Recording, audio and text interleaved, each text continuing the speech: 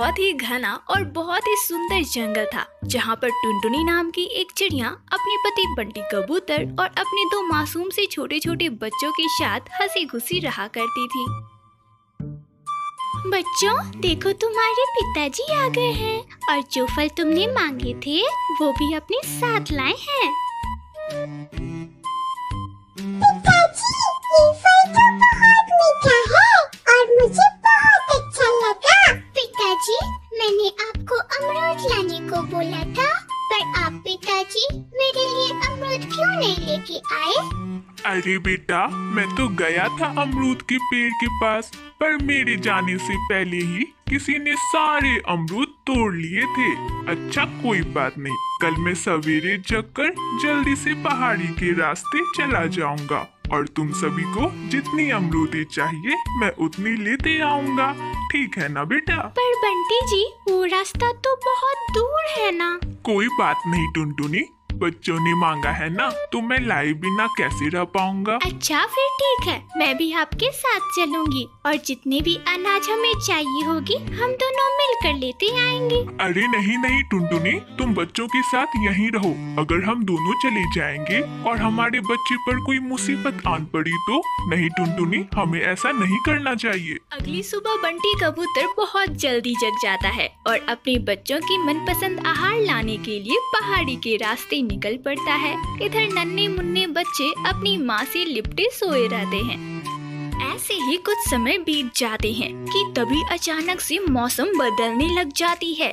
तेज तूफान और हवाएं चलने लगती है, आसमान में बादल घिरने लगते हैं। यह सब देखकर टुनटुनी चिड़िया थोड़ा डर जाती है और अपने बच्चों को अपने थोड़े और करीब कर लेती है।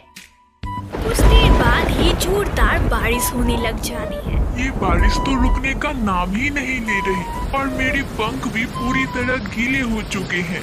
हे भगवान, पता नहीं मेरे बच्चे कैसे होंगे। मुझे जल्दी से अपने घर पहुंचना होगा। पिंटू कबूतर अपने बच्चों के लिए बहुत चिंतित था। वह किसी तरह अपने घर पहुंचना चाहता था, पर उसके पंख गीले हो चुके थे, जिसकी वजह से वह अच्छे से उड़ नहीं पा रहा था। हवाएं और तूफान बहुत तेज थी। पिंटू कबूतर किसी तरह अपने घर पहुंचने की कोशिश कर रहा था। तभी अचानक से एक तेज हवा आई और पिंटू कबूतर को ले उड़ी। वह सीधे उसे जाकर एक पेड़ से पटक देती है, जिसकी वजह से पिंटू कबूतर नीचे गिर जाता है और उसके पंखों में चोट लग जाती है।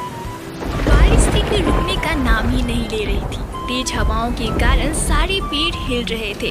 टुनटुनी चिड़िया ने जिस पेड़ पर अपना घोंसला बनाया था वह पेड़ भी हिल रहा था, जिसकी वजह से उसके घर टूट जाते हैं और सारी पंछियां नीचे गिर जाती है। टुनटुनी चिड़िया जल्दी से अपने बच्चों को गले लगा लेती है और उन्हें पकड़ कर रहती है। अब उनके पास सर छुपाने की कोई जगह ना थी। बारिश का कहर बेचारी पंछियों पर आज बरस चुका था। मुझे बहुत ठंड लग रही है। मेरा शरीर इस बारिश में पूरी तरह भीग गया है। माँ, मुझे घर के अंदर ले चलो ना माँ। मैं ये ठंड और नहीं बर्दाश्त कर सकती माँ। पर माँ, हमारा घर तो टूट गया है ना माँ। अब हम कहाँ जाएंगे? पिताजी भी अभी तक नहीं आए। वो हमारे लिए अनाज लेने गए थे ना माँ। पर माँ, इस बारिश में तो उनके पंख भीग गए होंगे ना। अरे बच्चों, तुम सभी इतनी चिंता मत करो। पास के पेड़ पर एक कौवे का घर है, चलो उससे मदद मांग लेते हैं। क्या पता वो हमें कुछ रहने की जगह दे दे और जब तक तुम्हारे पिताजी नहीं आ जाते तब तक हम वहीं रहेंगे। टुनटुनी चिड़िया अपने दोनों छोटे छोटे बच्चों के साथ सुंदरी कौवी के घर पहुंच जाती है और उसके दरवाजे को खटखटाती है। सुंदरी बहन, ओ सुंदरी बहन, दरवाजा खोलो ना। देखो ना कितनी तेज बारिश हो रही है, जिसकी वजह से मेरा घर टूट गया है। सुंदरी बहन, मेरे दोनों बच्चे भीग गए हैं और ठंड से कांप रहे हैं बहन। सुंदरी बहन, बस एक रात की ही तो बात है। तुम अपने घर में मुझे बस थोड़ी सी जगह दे दो ना।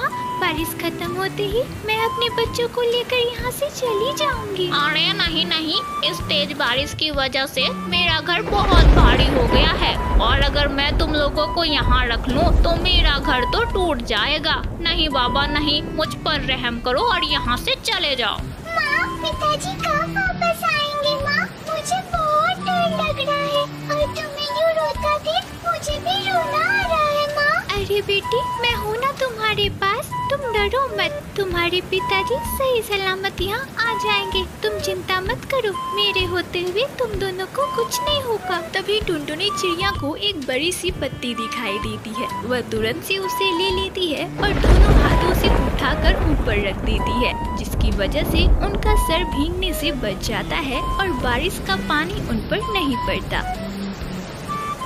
रात भर बारिश इसी तरह तेज तूफान और हवाओं के साथ होती रही। बेचारी टुनटुनी चिड़िया अपने बच्चों को लेकर किसी तरह थी। कुछ ही देर में सुबह भी होने वाली थी।